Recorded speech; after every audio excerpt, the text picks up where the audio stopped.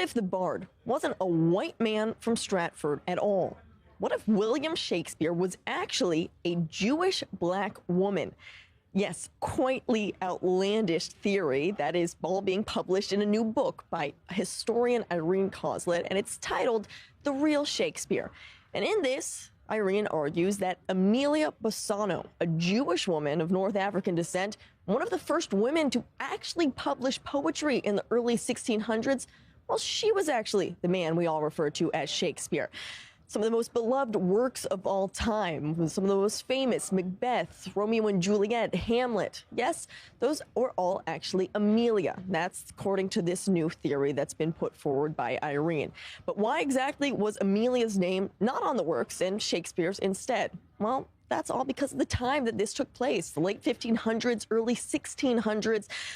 All of these biases around gender, race, power, well, they pushed Amelia into the shadows and a white man from Stratford into the spotlight.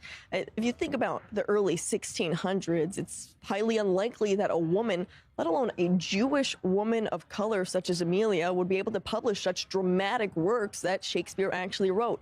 And so that's the new theory that Irene Coslet is putting forward in this book. But as outlandish as it might sound, it's not totally a new theory altogether. For years, many scholars have questioned Shakespeare's authenticity, stating that he was either a pen name, that he was a fraud, that Shakespeare's actually a contribution or a compilation of multiple poets all under one name. And so for years, there has been speculation over the authenticity of Shakespeare, and Amelia Bassano has actually been linked to Shakespeare in the past. Besides her early poetry that was published in the early 1600s, many also believe that she's the Dark Lady of Shakespeare's sonnets. So there is some of this linkage, but for other historians, they say this is too outlandish and that Shakespeare's life has been well documented for years now, and so this is more conspiracy theories and people wanting to try and find exactly how one man could write so many of these works at this time. But still, whether this rewrites some history or remains just a footnote, it is certainly stirring up a fresh conversation about who gets to tell history and whose stories are actually told.